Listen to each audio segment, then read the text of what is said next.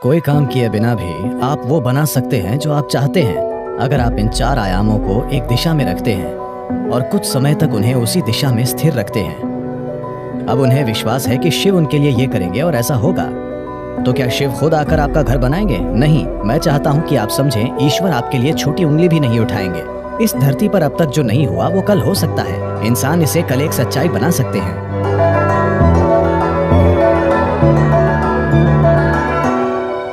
इस धरती पर इंसान ने जो कुछ भी बनाया है वो मूल रूप से पहले हमारे मन में बना था। वो सब जो आप देखते हैं जो इस धरती पर इंसान ने किया है, पहले वो मन में बना था, फिर वो बाहरी दुनिया में बना। इस धरती पर जो अद्भुत चीजें हमने की हैं और इस धरती पर जो भयानक काम हमने किए हैं, वे दोनों ही इंसान के मन से आए हैं। तो अगर हमें चिंता है कि संसार में हम क्या बना रहे हैं, तो ये बहुत महत्वपूर्ण है कि सबसे पहले हम अपने मन में सही चीजें बनाना सीखें कि हम अपने मन को कैसे रखते हैं। अगर हम अपने मन को अपने तरीके से रखने की शक्ति नहीं रखते, तो दुनिया में हम जो बनाते हैं वो भी बहुत संयोग से और उल्टा सीधा होगा। तो अपने मन को अपने तरीके से बनाना ही दुनिया को अपने तरीके से बनाने का आधार है। योग विद्या में एक अद्भुत कहानी है। एक दिन एक आदमी टहलने निकला। वो लंबी सैर के लिए गया। संयोग से अनजाने में वो स्वर्ग में चला गया। सौभाग्य है ना? वो बस टहलते हुए स्वर्ग जा पहुंचा। इस लंबी सैर के बाद वो थोड़ा थक गया था, इसलिए उसने सोचा, अरे मैं थक गया हूं, काश मैं कहीं आराम कर सकता। उसने चारों ओर देखा। वहां एक अच्छा पेड़ था जिसके नीचे बहुत ही गद्देदार घास थी। वो सब इतना अच्छा था कि वो गया और वहीं लेटकर सो गया। कुछ घंटों के बाद वो जागा। अच्छी तरह से आराम मिल चुका था, तो उसने सोचा, अरे आराम तो मिल गया, पर मैं भूखा हूं, काश मेरे पास खाने के लिए कुछ होता। और उसने उन सभी अच्छी चीजों के बारे में सोचा जिन्हें वो अपने जीवन में खाना चाहता था, और तुरंत ही वे सारी चीजें उसके सामने आ गईं। आपको यह समझने की जरूरत है कि वहां की सेवा ही ऐसी है। भूखे लोग सवाल नहीं पूछते। खाना आया और उसने खाया। पेट भर गया। फिर उसने सोचा, अरे मेरा पेट भर गया है, काश मेरे पास पीने के लिए कुछ होता। सभी अच्छी चीजें जो वो पीना चाहता था, उसने उनके बारे में सोचा और वे सभी उसके सामने आ गईं। पीने वाले भी सवाल नहीं पूछते, तो उसने पी लिया। अब थोड़ी शराब अंदर जाने के बाद, आपको पता है चार्ल्स डार्विन ने कहा था, आप सब बंदर थे, आपकी पूंछ गिर गई। मैंने नहीं, चार्ल्स डार्विन ने बताया कि आप सभी बंदर थे और आपकी पूंछ गिर गई और फिर आप इंसान बन गए। हाँ, पूंछ जरूर गिर गई, लेकिन बंदर जो मन स्थापित नहीं होता, उसे योग विज्ञान में हमेशा मरकट कहते हैं, क्योंकि मरकट का मतलब बंदर होता है। हम मन को एक बंदर क्यों कह रहे हैं? एक बंदर में क्या गुण होते हैं? बंदर के बारे में एक बात यह है कि वो बेवजह हिलता डुलता रहता है। बंदर के बारे में एक और बात है, अगर मैं कहता हूं आप किसी को देखकर बंदर की तरह कर रहे हैं, इसका क्या मतलब है? नकल करने वाला। बंदर और नकल, ये दोनों शब्द एक ही मतलब रखने लगे हैं। तो बंदर के ये 2 बुनियादी गुण वाकई ऐसे मन के गुण भी हैं जो स्थापित नहीं है। गैर जरूरी हिलना डुलना, आपको ये बंदर से सीखना जरूरी नहीं है, आप बंदर को ये सिखा सकते हैं। और नकल, मन हर पल नकल करता रहता है। तो जब ये दोनों गुण होते हैं तो एक मन को बंदर कहा जाता है। तो ये बंदर उसके अंदर सक्रिय हो गया। उसने इधर उधर देखा और सोचा, ये क्या हो रहा है? मैंने खाना मांगा, खाना आया। मैंने पीने के लिए मांगा, शराब आई। यहां चारों ओर भूत होंगे, और भूत आ गए। अरे भूत आ गए, वे मुझे घेरेंगे और मुझे यातना देंगे, उसने सोचा। तुरंत भूतों ने उसे घेर लिया और उसे मारने पीटने लगे। फिर वो दर्द से चीखने लगा और बोला, अरे वे मुझे मार देंगे, और वो मर गया। अभी उसने कहा था कि वो भाग्यशाली है। समस्या यह है कि वो कल्प वृक्ष के नीचे बैठा था। उसने खाना मांगा, खाना आ गया। उसने पीने के लिए कहा, शराब आई। उसने भूतों की बात की, भूत आए। उसने पिटाई मांगी, पिटाई मिली। और उसने मौत मांगी, वो मर गया। अब जंगल में इन कल्प वृक्षों की तलाश में मत जाना। इन दिनों मुश्किल से एक पेड़ दिखता है। एक अच्छे से स्थापित मन, एक मन जो संयुक्ति की स्थिति में होता है, उसे एक कल्प वृक्ष कहते हैं। अगर आप अपने मन को संगठन के एक निश्चित स्तर तक व्यवस्थित करते हैं तो ये पूरी प्रणाली को व्यवस्थित करता है। आपका शरीर, आपकी भावना, आपकी ऊर्जा, सब कुछ उसी दिशा में व्यवस्थित हो जाती है। जब आपके ये चारों आयाम, आपका भौतिक शरीर, आपका मन, आपकी भावना और मौलिक जीवन ऊर्जाएं एक दिशा में व्यवस्थित हो जाती हैं, जब आप ऐसे हो जाते हैं तो आप जो भी चाहते हैं वो वाकई छोटी उंगली उठाए बिना होता है। आपके काम करने से उसमें मदद मिलेगी, लेकिन कोई काम किए बिना भी activity, you can still manifest what you want. आप वो बना सकते हैं जो आप चाहते हैं, अगर आप इन चार आयामों को एक दिशा में रखते हैं और कुछ समय तक उन्हें उसी दिशा में स्थिर रखते हैं। अभी आपके मन की समस्या है कि हर पल ये अपनी दिशा बदल रहा है।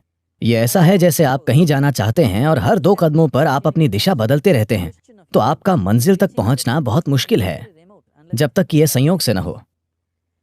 तो अपने मन को व्यवस्थित करना और उससे पूरे सिस्टम को और अपने इन 4 बुनियादी आयामों को एक दिशा में व्यवस्थित करना, अगर आप ऐसा करते हैं तो आप खुद कल्पवृक्ष हैं।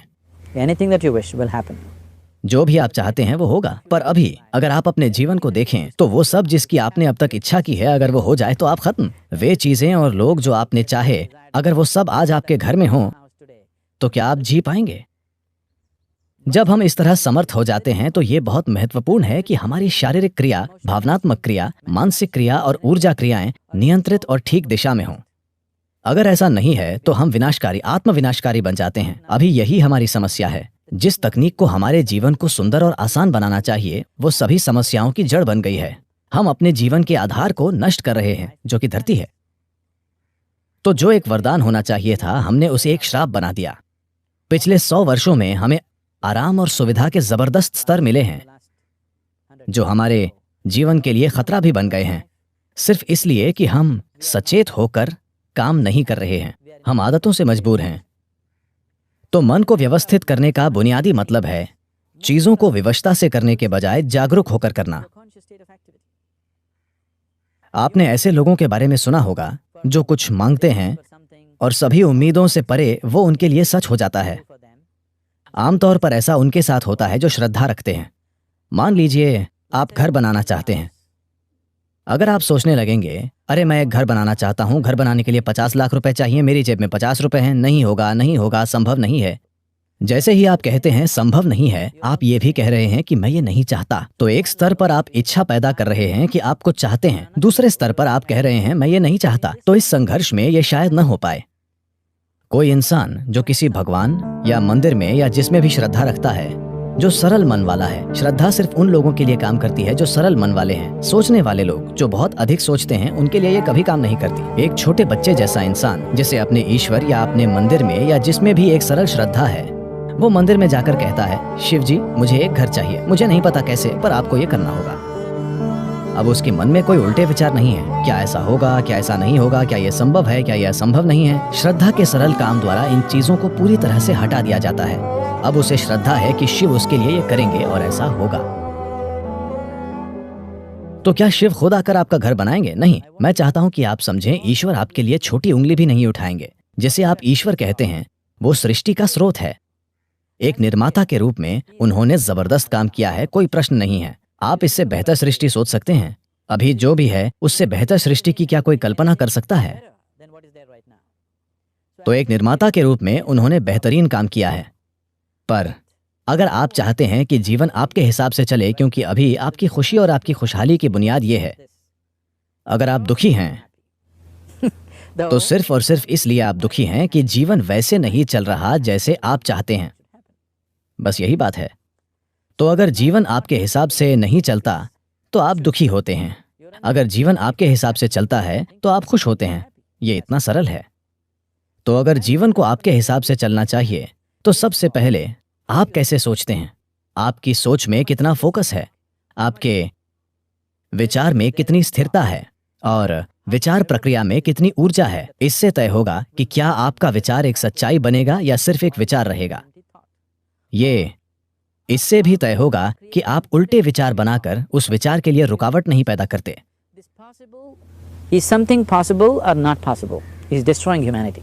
क्या ये हो सकता है या नहीं, ये मानवता को नष्ट कर रहा है। क्या संभव है और क्या असंभव, ये देखना आपका नहीं, प्रकृति का काम है। आपका काम है मनचाही चीज पाने के लिए मेहनत करना। अभी आप यहाँ बैठे हैं, अगर मैं आपसे 2 सरल प्रश्न पूछूं, मैं चाहता हूं कि आप बस सुने और उत्तर दें। आप जहां बैठे हैं क्या वहां से उड़ सकते हैं? आप कहेंगे नहीं। क्या आप यहां से उठकर चल सकते हैं? आप कहेंगे हाँ। इसका आधार क्या है कि आप उड़ने के लिए नहीं और चलने के लिए हाँ कहते हैं? आधार है जीवन का अनुभव। कई बार आप उठकर चले हैं, कभी उड़ान नहीं भरी। या दूसरे शब्दों में, आप जीवन के पिछले अनुभव को आधार बनाकर ये तय कर रहे हैं कि कुछ संभव है या नहीं। या दूसरे शब्दों में, आपने तय किया है कि अब तक जो नहीं हुआ वो भविष्य में आपके जीवन में नहीं हो सकता है। ये मानवता और मानवीय भावना का अपमान है। इस धरती पर जो अब तक नहीं हुआ वो कल हो सकता है। इंसान इसे कल एक सच्चाई बना सकते हैं। तो क्या संभव है और क्या असंभव, ये देखना आपका काम नहीं है, ये प्रकृति का काम है। प्रकृति तय करेगी। आप बस देखिए कि आप वाकई क्या चाहते हैं और उसके लिए मेहनत कीजिए। और अगर आपका विचार एक शक्तिशाली तरीके से तैयार होता है, बिना किसी उल्टे विचारों के, कोई ऐसे उल्टे विचार न हो जिनसे विचार प्रक्रिया की तीव्रता कम हो जाए। सबसे पहली और महत्वपूर्ण बात यह है कि आपको स्पष्ट पता होना चाहिए कि आप वाकई क्या चाहते हैं। अगर आप नहीं जानते कि आप क्या चाहते हैं तो उसे बनाने का सवाल ही नहीं उठता। अगर आप ये देखें कि आप वाकई क्या चाहते हैं, तो हर इंसान यही चाहता है। वो खुशी से जीना चाहता है, वो शांति से जीना चाहता है। In terms of its relationships, वो चाहता है कि उसके रिश्ते प्यार भरे हों। या दूसरे शब्दों में कहें तो कोई भी इंसान यही चाहता है कि वो अपने भीतर सुखी हो और उसके चारों ओर सुख हो। ये सुख अगर हमारे शरीर में होता है तो हम इसे सेहत या सुख कहते हैं। अगर ये हमारे मन में होता है तो हम इसे शांति और खुशी कहते हैं। अगर ये हमारी भावना में होता है तो हम प्यार और करुणा कहते हैं। अगर ये हमारी ऊर्जा में होता है तो हम इसे आनंद और परमानंद कहते हैं। यही एक इंसान की तलाश है। चाहे वो काम करने अपने ऑफिस जा रहा है, वो पैसा कमाना चाहता है, करियर बनाना चाहता है, परिवार बनाए, वो बार में बैठे या मंदिर में बैठे, वो तब भी उसी चीज की तलाश में है। भीतर सुख, चारों ओर सुख।